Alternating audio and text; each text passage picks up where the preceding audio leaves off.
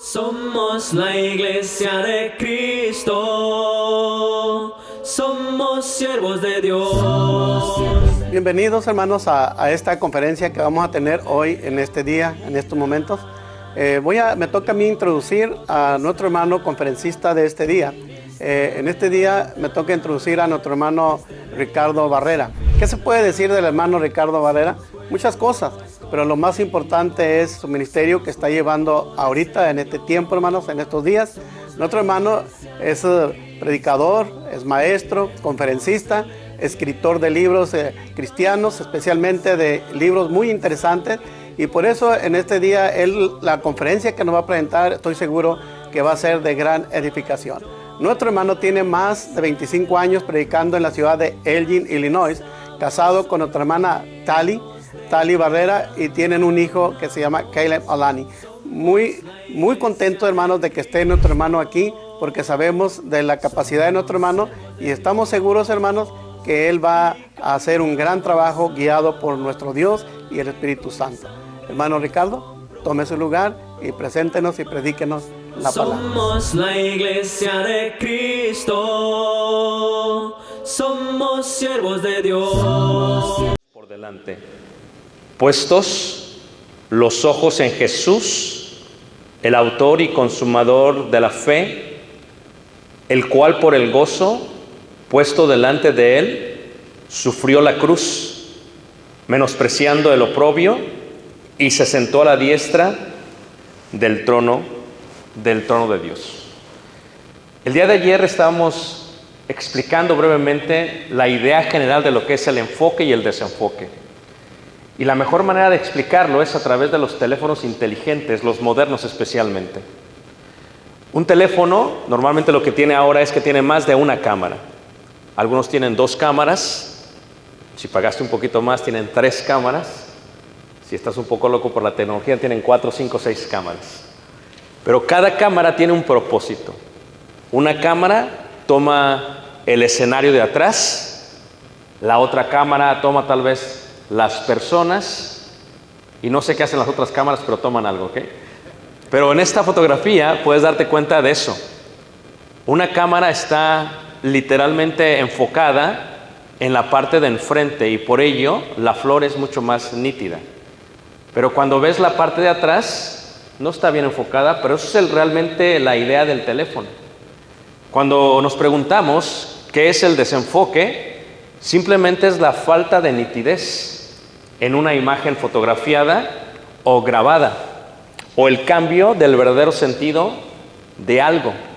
Y una de las cosas que veíamos el día de ayer y explicábamos era que lo más importante para enfocarnos en algo es saber quiénes somos.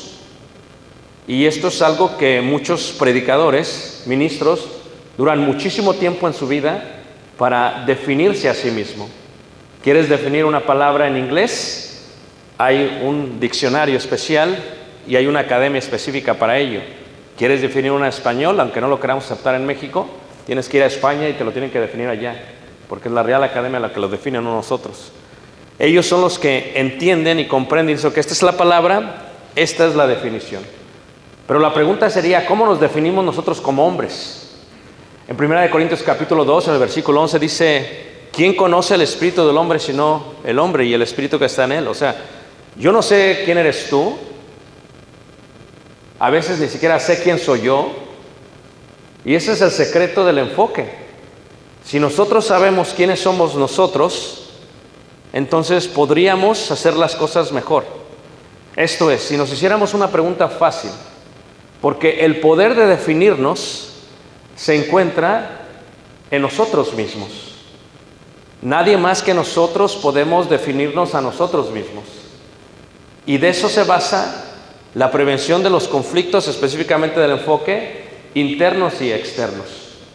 La pregunta más grande es externar con claridad y valor quién soy, qué soy, cuál es mi convicción y también qué es lo que quiero y qué es lo que aspiro. Porque de ello podríamos decir, se encierra y se entiende todo. Ahora, si hablamos del desenfoque, como lo hablamos ayer, podríamos movernos ahora a lo que es realmente el enfoque. Son dos cámaras, reiteramos. Como teléfonos inteligentes, a veces una cámara está hacia el mundo y a veces otra cámara está hacia la iglesia y a veces otra cámara está hacia nuestra familia y a veces otra cámara está hacia nosotros mismos y a veces una cámara está hacia Jesús.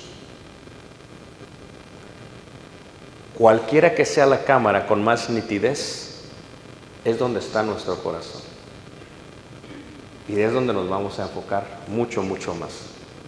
Si pensamos en Jesús y pensamos en quién es Jesús, no para el mundo solamente, no para los hombres de la iglesia a la cual servimos solamente, no para nuestro cónyuge e hijos solamente. Por eso Jesús, estando de pie en Cesarea de Filipos, enfrente de la puerta del Hades, viendo los templos paganos, le pregunta a los discípulos: ¿quién decís vosotros que soy yo? Y esa es una de las preguntas más importantes. ¿Quién es Jesús para nosotros? Si a veces no nos entendemos nosotros mismos, ¿cómo podríamos entender quién es Jesús para nosotros? Y esa es la clave del enfoque en el Maestro. Imagínate tú que toda nuestra cámara estuviera con nitidez enfocada en Jesús. Qué diferente sería nuestra vida. Ahora, algo que tenemos que entender es, todos y cada uno de nosotros que llevamos ministrando no años, sino ya décadas, entendemos algo del ministerio. Todos tenemos una intención por lo cual lo hacemos. ¿Ok? Y esa intención está intrínsecamente conectada con quienes somos adentro. Afuera yo puedo proyectar una fachada. ¿Quién quiero que ustedes crean que yo soy?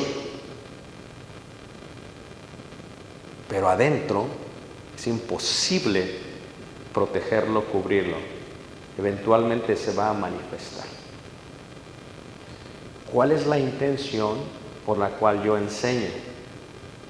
¿Cuál es la intención por la cual yo predico? No estoy preguntando por la respuesta correcta, porque entre predicadores decíamos, no, es porque queremos que el mundo sea salvo y queremos... No estoy preguntando por la respuesta correcta. Estoy preguntando cuál es mi intención. Si yo me defino a mí mismo, me puedo enfocar más en Jesús. Cuando vemos el poder de esta definición, la pregunta que nos hacemos es, ¿qué quiero yo?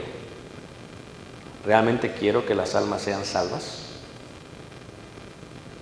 ¿Realmente quiero que mi familia sea salva? ¿Realmente quiero que la iglesia a la cual servimos sea salva? Porque por gracia sois salvos, dice la Escritura.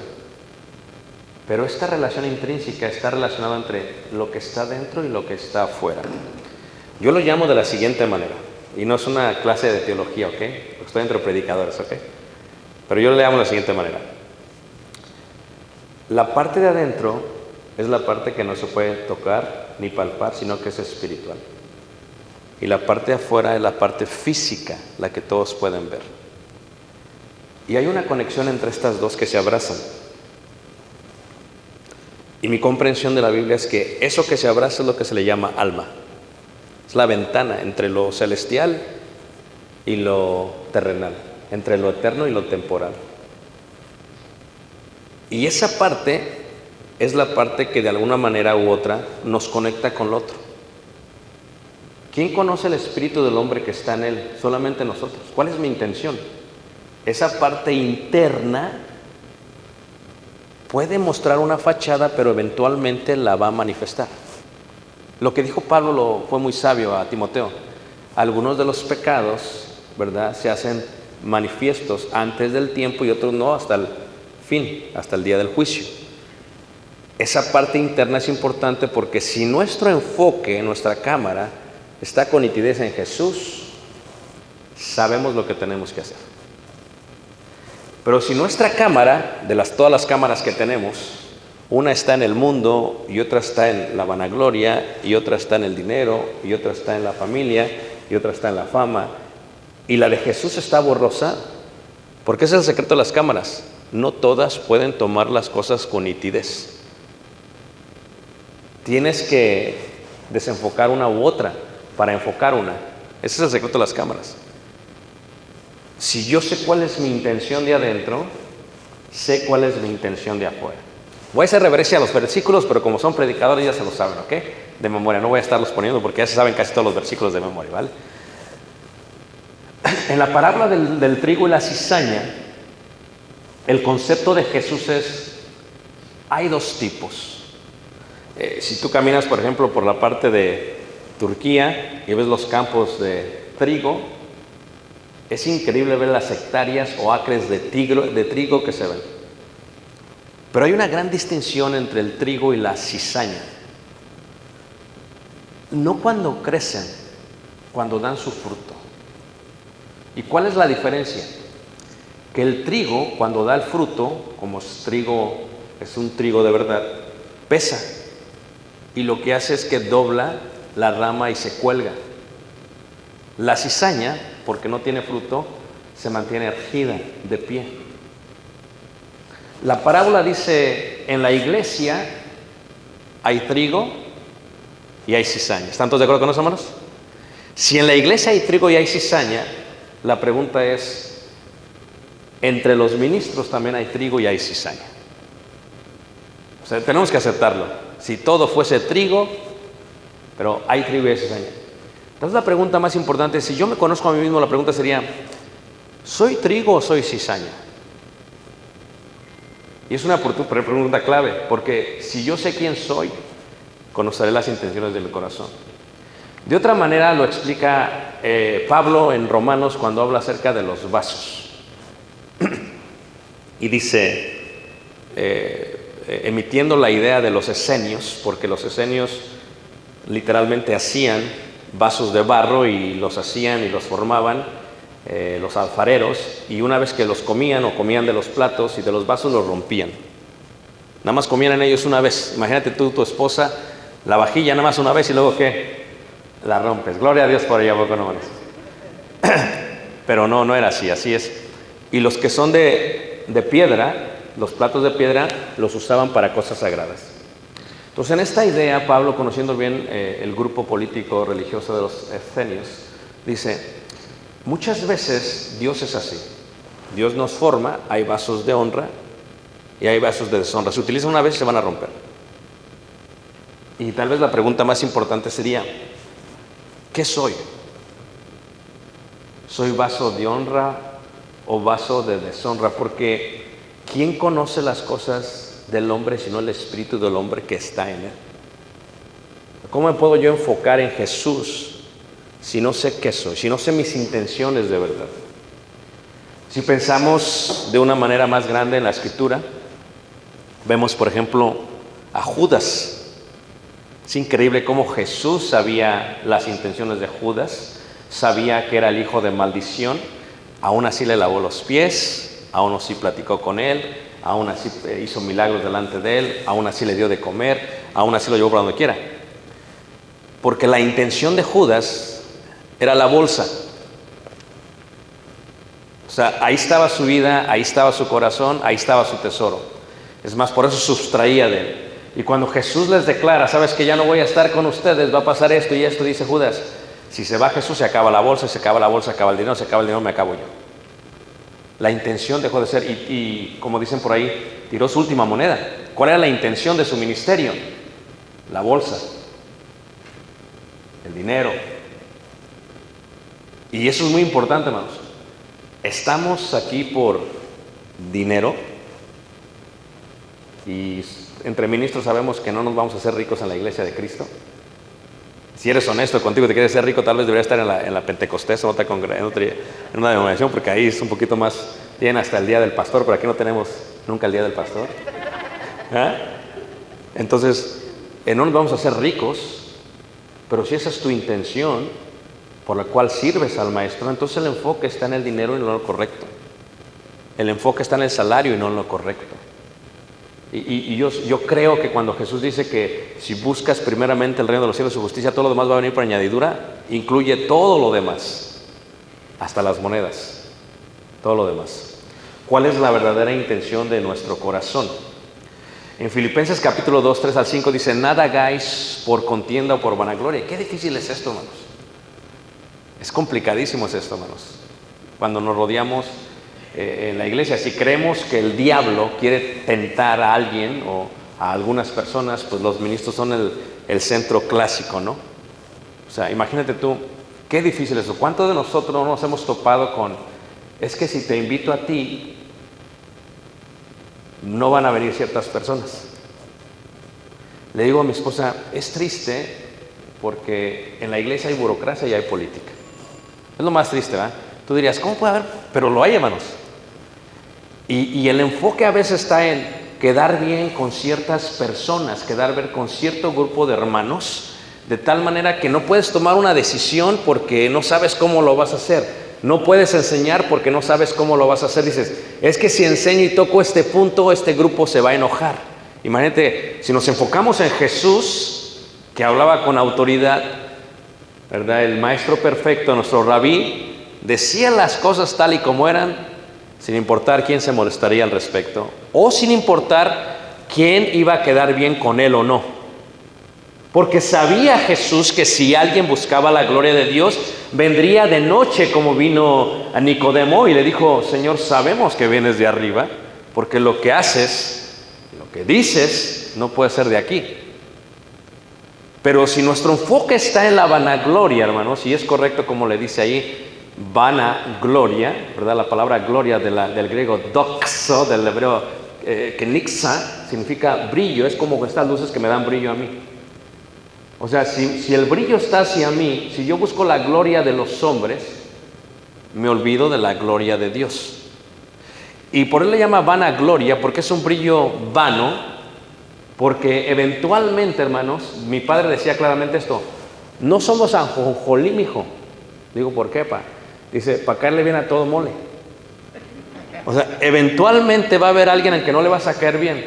Lo hagas como ellos quieran o como no quieran, no le vas a caer bien. Y Jesús, hermanos, estaba tan enfocado que cuando enseñaba decía, Él me dijo que enseñara esto, no he venido a enseñar mi doctrina, sino su doctrina.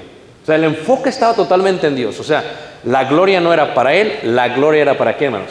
Para Dios. Y Pablo, cuando le trata de explicar esto, porque a mí se me hace increíble cómo Pablo está en la cárcel y está escribiendo esta carta a los filipenses, y luego dice Pablo, no, es que algunos, dice, cuando predican, lo hacen por contienda o lo hacen por ¿qué? Por vanagloria. Yo me pongo a pensar, ¿cómo es posible que una persona que ha estudiado la Biblia llegue a ese punto? Porque la intención de su corazón está conectada con la manifestación de su vida. Nada hagáis por contienda, por vanagloria, antes bien con humildad, como si tuviésemos realmente trigo. Porque esa es la señal del trigo, la humildad. Que nos doblamos. ¿Por qué nos doblamos? Porque eso hizo el maestro. Tener este mismo sentido que se humilló, dice la escritura, ¿va? O sea, se humilló. Es más, la palabra hebrea viene del vocablo anij, que significa una persona que está pidiendo limosna. No tenía que pedir o no tenía que humillarse a Jesús, pero lo hizo. Entonces Pablo lo que está diciendo es, ¿somos trigo o somos cizaña? Es que interesante este concepto, ¿eh? O sea, me siento orgulloso de lo que hago, de lo que he hecho, del ministerio que he tenido. Me siento más que los demás. Es un concepto de quién soy adentro, hermanos. Jesús lo dijo de una manera más increíble cuando le lava los pies a los discípulos. Dice, si yo siendo maestro hice esto, si yo siendo Señor hice esto, ustedes también lo deben hacer. Pero hay mucha gente que lo va a hacer para mostrar la fachada de humildad, estimando cada uno a los demás como superiores de él mismo, no mirando cada uno por lo suyo propio, dice ahí, por lo suyo propio, sino cada cual también por lo de otros. Haya pues en vosotros este sentir que hubo también en Cristo, ¿qué? Jesús. Ahí se me fue un poquito la imagen, ¿ok? Cada uno busca su propio bien. Filipenses 2:21. ¿Cuál es mi bien? ¿Cuántas veces yo me he querido mover de Elgin, hermanos? Chicago es frío. ¿Se acuerdan lo que pasó en Texas hace 2 años que se colapsaron con una pequeña nevada? ¿Qué está pasando? ¿De qué están hablando? O sea, Chicago es menos 20, menos 30, menos con vientos, el factor del viento, en enero. Te tienes que penar ir a la iglesia y sales congelado. Sí, Chicago. ¿Tú cuántas veces? ¿Y cuántas veces, hermanos? Y todos somos honestos porque hay una sequía de predicadores. Ahora, se va a extender la sequía, ¿ok? Porque hay plataformas, lo digo con respeto de muchos. Hay una sequía de predicadores en Estados Unidos, totalmente. Pero ahora ya están buscando no solamente a alguien que sea predicador, que sea bilingüe,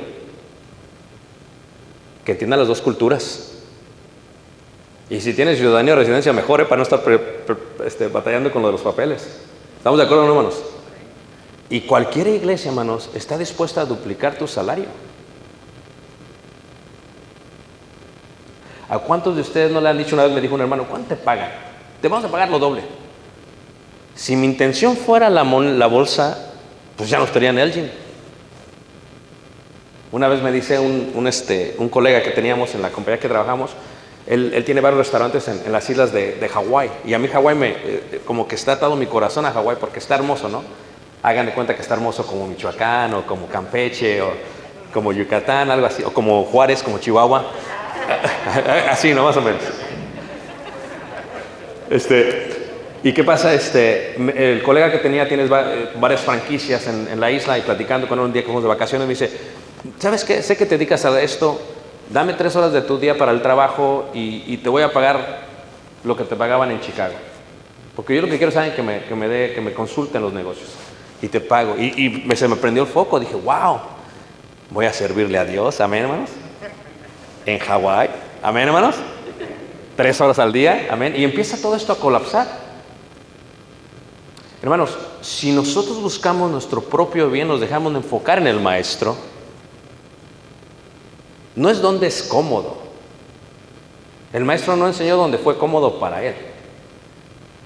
El Maestro no enseñó donde estaba bien. Si hubiera sido así, se queda en el cielo, hermanos. Él se despoja, se humilla, baja y nos enseña, hagan lo que yo hice, porque ese es el enfoque. El enfoque no debe estar en el dinero, no debe estar en el mundo, debe estar literalmente en Jesús. Y ese es el total enfoque de él. Si yo busco lo mío propio o mi propio bien, ¿dónde estaríamos? Si yo busco lo que es contienda y vanagloria, hermanos, contienda y vanagloria. Y gracias a Dios por los maestros que hemos tenido en la vida, que te dicen directamente, ¿sabes qué? Ten cuidado, en la iglesia es así, ya está. Y no estamos hablando de denominación, estamos de la iglesia del Señor, ¿ok? Ten cuidado, porque, hermanos, ¿cuántos de nosotros podríamos buscar nuestra gloria, nuestra vida solamente y no pensamos en Jesús? La iglesia está llena de contiendas y de vanaglorias. La gente quiere que te vaya bien, pero no más que ellos. En el momento que te va más bien que a ellos, todo se torna difícil. Y ahora con los medios no puedes decir que te va bien porque los medios ya dicen que te va bien. Y la pregunta es, si nuestro enfoque está solamente en ello, en pelearnos unos a otros, en la vanagloria propia, en la luz propia, entonces ¿dónde queda Jesús? Y tal vez ese es el secreto de la carta de Filipenses. Cuando escribe Pablo dice, fíjate la madurez de Pablo, dice, a mí no me importa por qué lo están haciendo los predicadores. Si lo hacen por esto, lo que a mí me importa es que el evangelio sea predicado. ¡Qué madurez, hermanos! Pero ¿cuántos de nosotros, si somos cizaña, no decimos, no, a mí no me importa que sea predicado el evangelio, lo que no quiero es que ese hermano prospere? Es más, si siento que tiene más miembros que yo, le voy a poner la zancadilla para que se tropiece. Y no se trata de eso, hermanos, sino de ayudarnos mutuamente. ¿Qué dijo Jesús? ¿Se acuerdan cuando vinieron los discípulos con Jesús y dijeron, oye, Jesús, dice, es que estos están haciendo esto en tu nombre, y dice, que caiga fuego sobre ellos. Y muchos dirían, amén, gloria a Dios, que caiga fuego sobre ellos. Pero dice, no, déjalos. Porque el que conmigo no recoge, ¿qué? O sea, déjalos. ¿Se acuerdan lo que dijo Gamaliel, estando sentado en la cámara de la roca al lado del templo con los 70, ¿verdad? Y vienen a él y le dicen, pasa esto, sacan aquellos. Y dice, miren, Fíjate la sabiduría. Gamaliel era el nieto de Hillel, uno de los maestros más respetados en Jerusalén, de la Corte Suprema de la Ley de Moisés. Y dice, déjalos, no sea que nos hayamos peleando contra quién, hermanos. O sea, entiende, yo no sé cuál es tu enfoque, yo no sé cuál es tu intención, yo no sé, solamente sé cuál es la mía. O sea, yo no me puedo enfocar solamente en ti. Si yo me enfoco en ti, tropiezo, porque cuántos grandes maestros no han caído, hermanos. A veces dices, ya casi están para morir y salen con sus cosas. ¿O no es cierto, hermanos? Ya te vas a morir y sales con ¿qué? Otra mujer. ¿De qué se trata esto? Pero si nuestros ojos están en Jesús, ¿cómo cambiaría todo, hermanos? Como aquella expresión, ¿verdad? Que dice el himno, ¿verdad?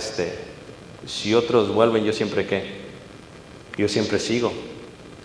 Y aquí es donde se encierra. Si yo sé lo que quiero adentro, se va a manifestar afuera. Hay una relación de lo de adentro y lo de afuera. Hay una intrínseca relación entre su obra, y muchos diríamos mi obra, aunque entre comillas, entre paréntesis, todo es su obra. ¿Estamos de acuerdo, hermanos? O sea, nada es nuestro. Pensamos que es nuestro. ¿Qué pasaba en México? En México trabajaba alguien para Pemex, tenía su plaza y luego seguía a su hijo, no estaba preparado, pero antes era por plaza. Y dicen, le voy a dejar mi plaza al que sigue, porque pues ganan bien y aunque tú no sepas, mi plaza es mi plaza. Entonces, ¿qué sucede? Muchas veces nosotros estamos pensando en esto y decimos, la obra, donde sea que estemos, no es nuestra obra. Al final del día siempre va a ser su obra. Pero qué tan difícil es aceptar, hermanos. Pensamos que la iglesia depende de nosotros, que el pueblo de Dios depende de nosotros. No depende de nosotros, hermanos. Dios es así, tú te mueres y levanta otro. Si no, lee el libro de Crónicas y el libro de los Reyes. Se muere uno, levanta otro. Dios no tiene problema con eso, hermanos. El que tiene problemas es nosotros entendiendo eso, porque la intención está a veces conectada con lo incorrecto. Si yo comprendo que su obra es su obra y no mi obra, si comprendo, como decía el salmista, del Señor es la tierra ¿qué? Y su plenitud, y todo lo que en él ¿qué? Habita. Si yo comprendo eso, entonces empiezo a aceptar que todo lo que yo haga aquí, porque me enfoco en el Maestro, es para Él. Lo acepto, lo asimilo y lo abrazo. No es mío, es para Él. Porque todo es ¿qué? Su obra. Sí, hay veces tomamos leche de la manada, del rebaño. ¿O no es cierto, hermanos? Pero es de Él.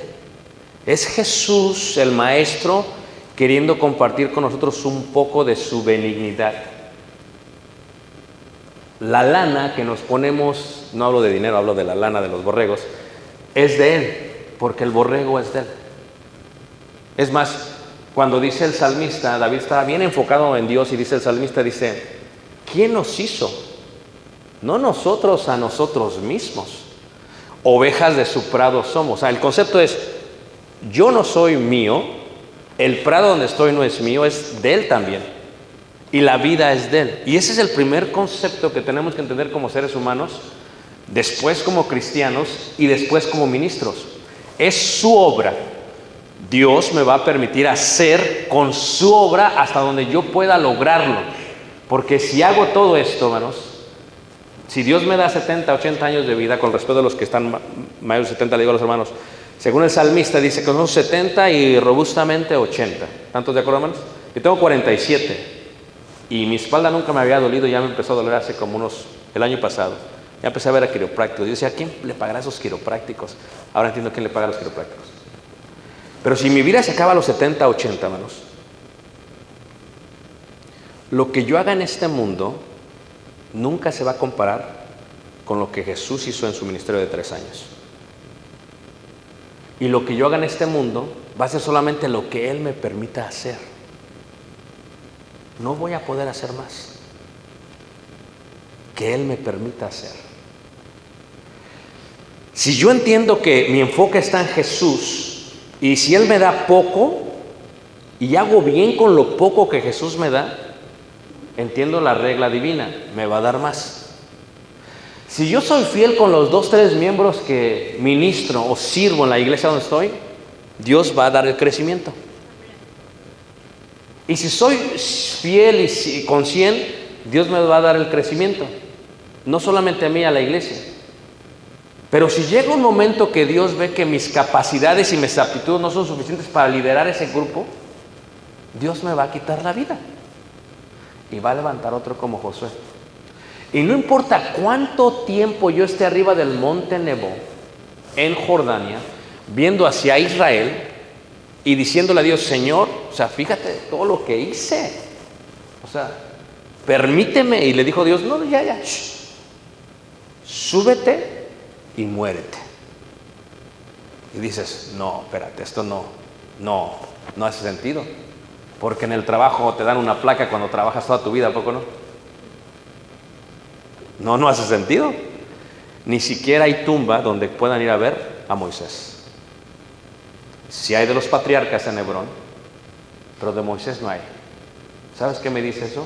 Que si Dios me da 80 años y Moisés son 120, lo que yo pueda hacer, lo que tú puedas hacer, lo que podamos hacer, va a ser su obra. Jesús lo explica de esta manera.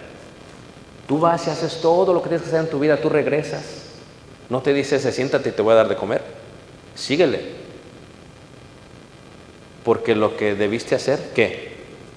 Hiciste. Porque siervos inútiles, ¿qué? Somos.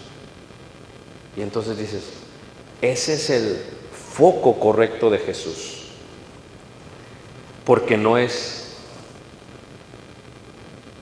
mi obra, siempre, hermanos, va a ser su obra. Siempre va a ser su obra. Siempre va a ser su obra. Esa es la parte más importante tal vez del mensaje. El enfoque es en Jesús porque no es mío. Siempre va a ser de Él. De Él. Está pasando algo conmigo en estos últimos 5 años, no sé si ha pasado con ustedes, pero tal vez no ha pasado con ustedes. Y esto es que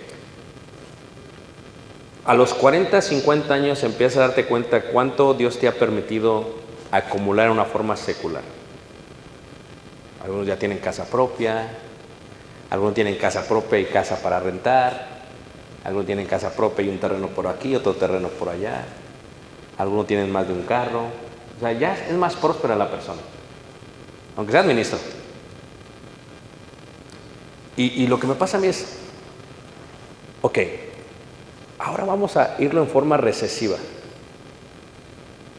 Esto es, muchas de las cosas que Dios me permite tener, no me las puedo llevar. Por lo tanto, tengo tantos años y Dios me da para gastármelo. Y dices, ¿cómo así? ¿Sí? Porque ¿cuántos hijos no se pelean por la herencia de los padres? No sé si les ha pasado a ustedes. En Estados Unidos, ¿cuánta gente no se muere y el gobierno se queda con lo que poseía? Entonces, cambia la actitud, cambia el enfoque de acumular, ahora vamos a dar. Si esto te está pasando a ti como me pasa a mí, esto no solamente está en la parte secular, también en la parte espiritual. Esto es, ahora estoy aquí, ¿qué he aprendido de Jesús todos estos años? Es tiempo de dar todo lo que he aprendido de Jesús.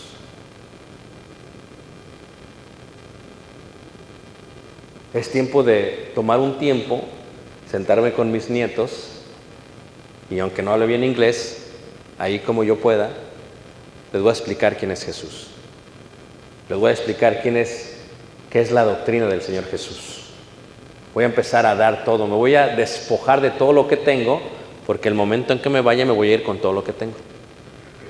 No es momento de acumular y no compartir, sino de lo que he acumulado, antes de que me muera lo tengo que dar todo.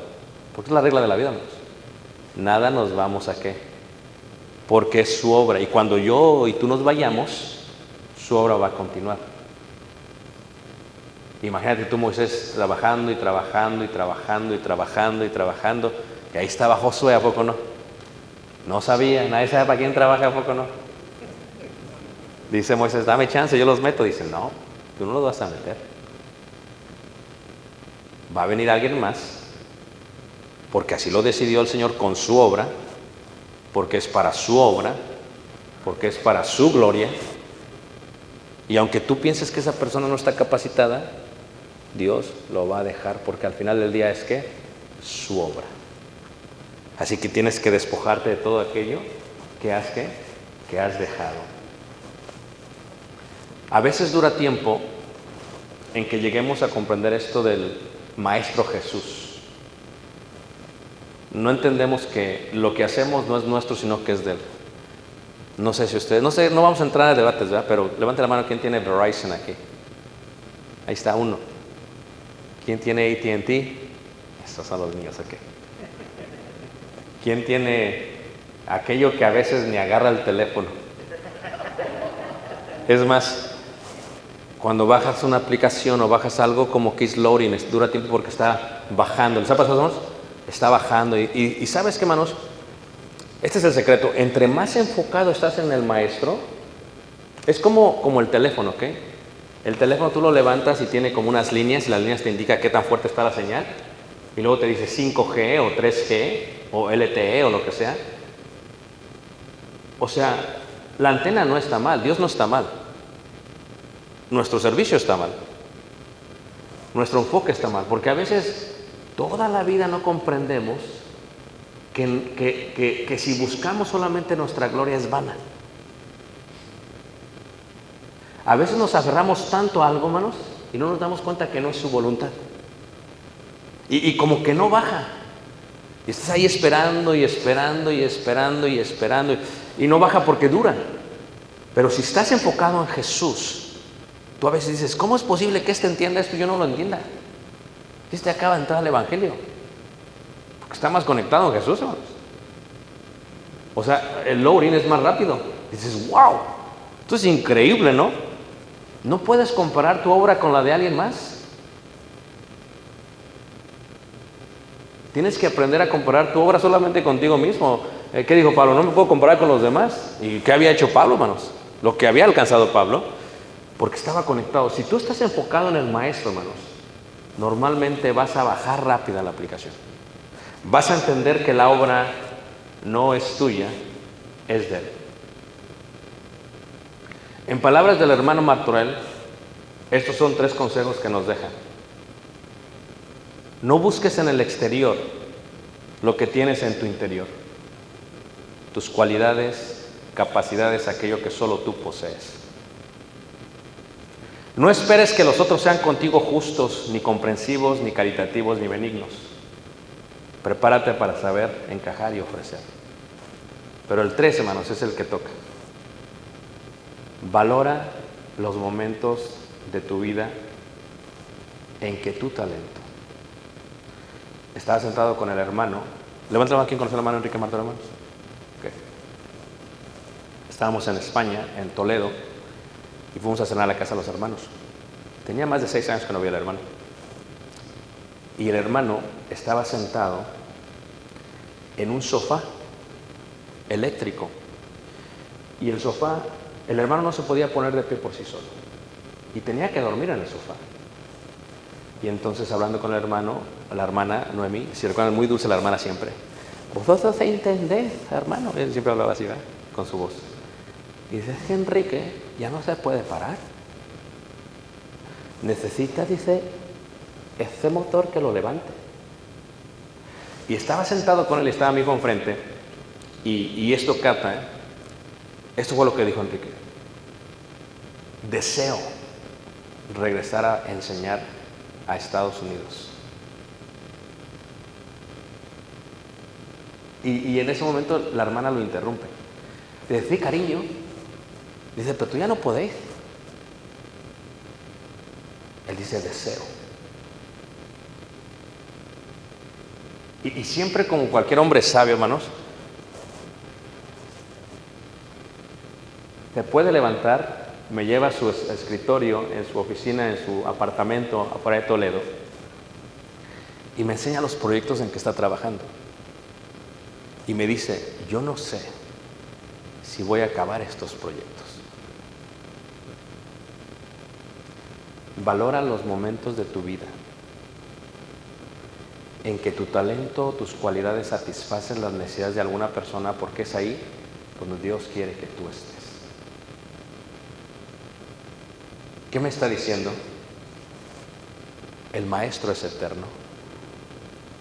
Si me enfoco en el maestro, me puedo enfocar en mi vida. Y si me enfoco en mi vida, puedo servirle mejor al maestro donde quiera que él me colocó y me puso, hermanos.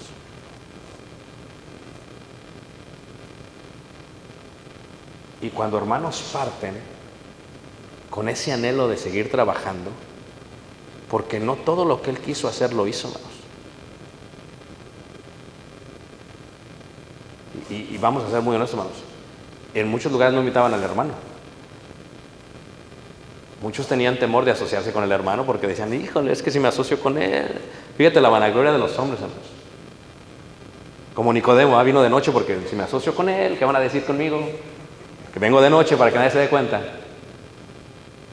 Entonces, ¿quién soy? ¿Quién soy que cuando un siervo muere no lo reconocemos? ¿Quién soy que cuando tengo el tiempo y la energía no la utilizo? ¿Qué quiero de esta vida? ¿Qué quiero? Porque al final del día, como dijera el himno, ¿verdad? Este coro hermoso que componen los hermanos afroamericanos, dice, no se trata de ti, no se trata de mí. La letra dice, no se trata de mí y no se trata de ti, ni siquiera de ellos, sino de Jesús. O sea, la vida se trata de Jesús. Y te queremos alabar y te queremos exaltar y te queremos dar la honra.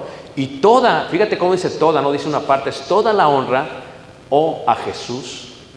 Y te magnificamos y te exaltamos porque no se trata de mí, Señor, sino solo de ti. Porque al final del día se trata de Él, de que todo nuestro enfoque esté en el rostro de Él. Yo pienso en Pedro, ¿qué sintió cuando lo vio, hermanos? Porque lo vio. Y dice que lloró amargamente. ¿Tú sabes cuántas cosas el predicador como ministros queremos hacer para Dios? Y déjame darte una buena y una mala noticia. La mala es que no lo vas a poder hacer todo. La buena es que vas a poder hacer lo que Dios te permita que hagas y tienes que estar contento con eso. Porque sirves al maestro de maestros, al Señor de señores, al Rey de reyes, a Jesús. Si el enfoque solamente es Jesús, si te levantas en la mañana solamente en Jesús, si piensas solamente en el Maestro Jesús, dices que voy a enseñar, no porque qué problema me va a meter con el hermano que ofrenda más, o qué problema me va a meter con el grupo de hermanas que siempre andan de chismosas. Apunto para cámaras que no es para ustedes, ¿ok? Claro. O sea, si cuando enseñamos nos preocupamos por eso, entonces se trata de nosotros, hermanos. Tenemos que tener la capacidad de levantarnos al púlpito, hermanos, y enseñar lo que enseñó Jesús, tal y como es, hermanos, aunque nos despidan de la congregación. Tal y como es, aunque nos quiten de ser sus amigos por los medios. Tal y como es. Tal y como es. Porque un día vamos a estar viejos, sentados en un sillón eléctrico, con los anhelos de hacer algo, y no lo vamos a poder hacer. No importa cuánto tu corazón diga, si Dios dice no, es no.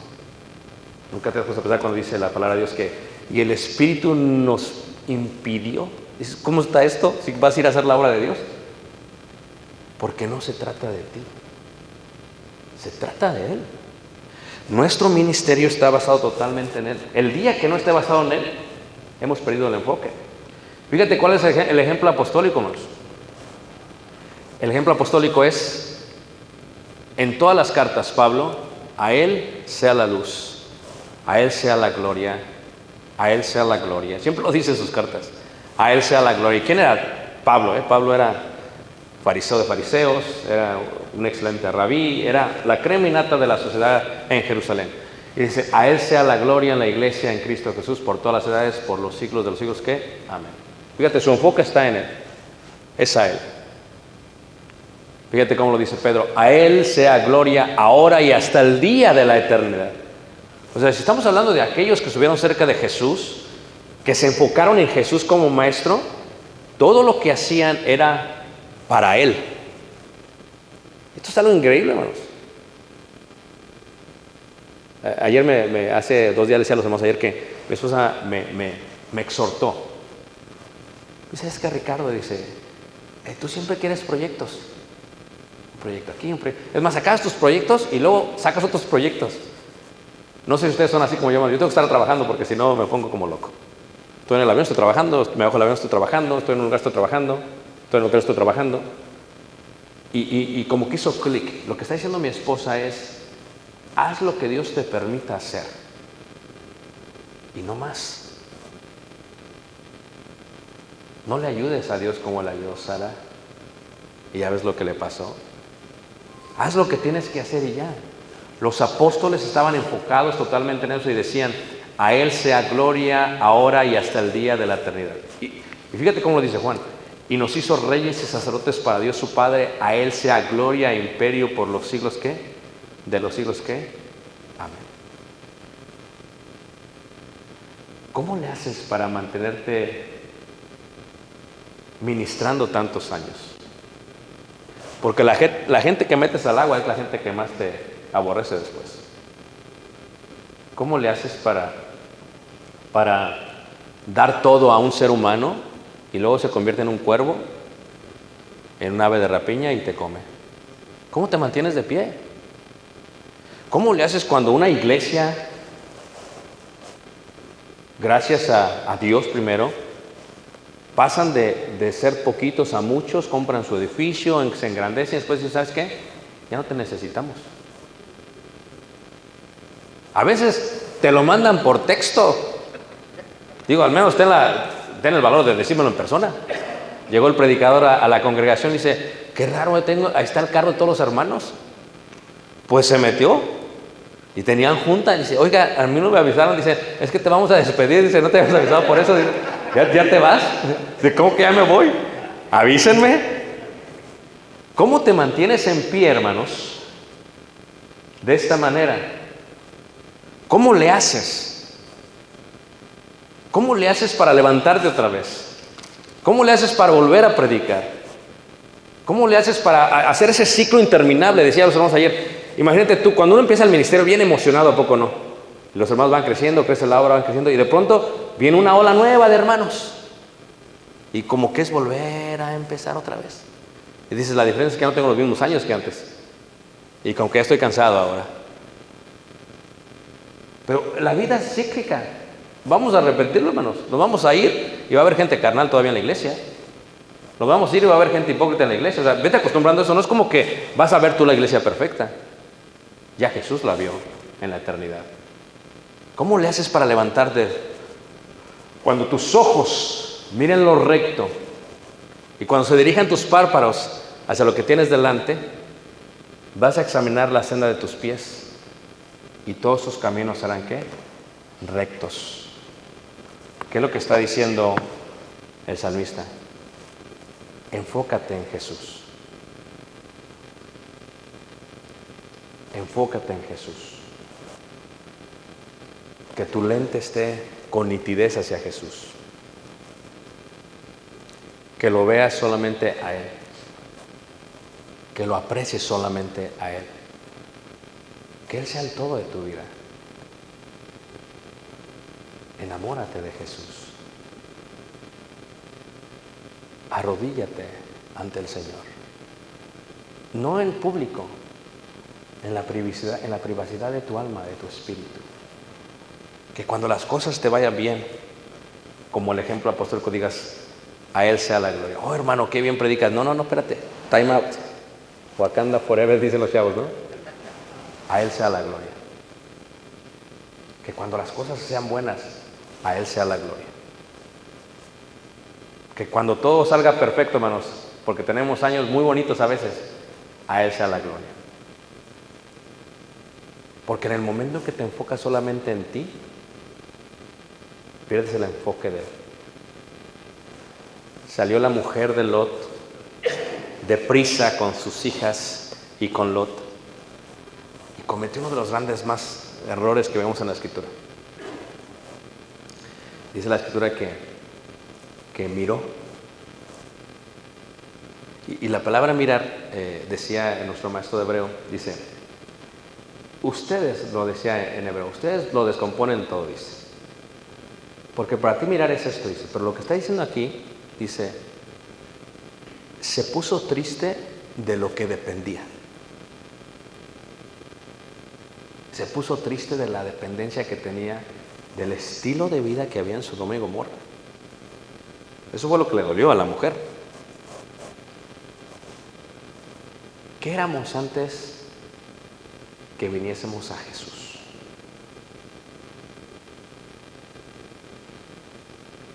Me gustaría todavía extenderlo un poco más profundo. ¿Qué éramos antes que fuésemos ministros de Jesús? Siervos de Jesús. Lo que te puedo asegurar es que el hubiera no existe. Y tal vez estarías mejor en la parte secular, pero nunca en la parte espiritual, si eres un vaso de honra, si eres el trigo. ¿Comprendes que esta es la vida que Dios quería para ti? Y tal vez no la vida más excelente del mundo, hermanos, pero muérete sonriendo. Como un siervo inútil, hiciste lo que Dios te permitió que hacer. Y cuando voltees a ver a los Josué, a los que vienen detrás de ti, dales todo lo que tienes. No te quedes nada. Como dice el rey Salomón, ¿verdad? Todo lo que venga a tu mano, ¿qué? Hazlo. Y luego lo explica, según tus qué. No pide, Dios no pide más que eso. Me dijo el hermano, nos vemos en el gym. Y le dije, mire hermano, usted, porque el doctor dijo que no podía viajar. El día que le diga al doctor, ¿te puedes subir a un avión? Nos vamos. Allá lo esperamos. Y se murió con el anhelo del corazón de estar entre nosotros. Disfrutémonos unos a otros, porque otros no pueden estar aquí. Anhelémonos unos a otros, porque la vida de alguien terminó, pero la nuestra sigue aquí. Todo lo que venga a tu mano, hazlo según tus fuerzas. Si nuestro enfoque es el Maestro, hermanos, tal vez seamos como en toda la historia de la iglesia, bien pequeñita a diferencia del mundo religioso. Pero no temáis, mi pequeña manada, ahí está Jesús entre nosotros. Créanlo, hermanos. Al final del día, el enfoque es en Él y no en nosotros. Y esa es mi invitación que tengo para ti esta mañana. Como ministros, te invito primero a que te estudies a ti mismo, a que te conozcas a ti mismo, a que te investigues a ti mismo. Así como que me voy a investigar. Mucha gente pasa toda la vida sin saber lo que quiere, no se define a sí mismo. Número 2, te invito también a que aprendas la relación intrínseca que hay entre su obra y lo que tú le llamas mi obra o tu obra. Ve la relación, porque si haces lo que Él quiere que hagas, vas a hacer bien. Número 3, te invito de alguna manera increíble a que veas que al final del día todo es para Él y nada es para nosotros. ¿Estamos dispuestos a morir para Él y no para nosotros? Porque si lo ves en forma recesiva, nada nos vamos a llevar. Nuestro nombre se va a olvidar. Nadie lo va a reconocer. Pero como decía esta lectura que vimos, tenemos una grande nube, ¿qué? De testigos. Y yo le decía a la hermana Noemí cuando platicaba con ella esta semana, ya me imagino al hermano platicando con David. Pasamos de estar aquí a ser testigos hasta el momento que todos lleguemos con Él. Por eso, sirvamos. Enfoquémonos en el Maestro. Y si otra es nuestra intención, quitemos la cizaña, quitemos la deshonra, quitemos la avaricia, quitemos la vanagloria. Y si lo hacemos de esta manera, hermanos, vamos a disfrutar nuestro ministerio. Y la iglesia va a florecer. Los amo entrañablemente, les doy gracias a nuestro hermano. Que pase. Dios les guarde y les bendiga, hermanos. Muy buenos días. Pásale.